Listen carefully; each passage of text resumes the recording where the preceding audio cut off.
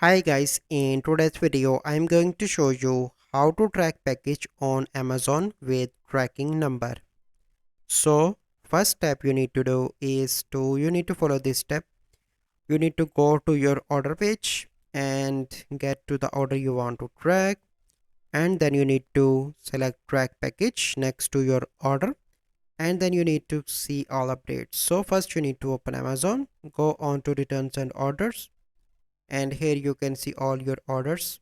You simply need to select your order, and then you simply need to click on track package, and then you need to click on once you click on that, you can see all updates of your order.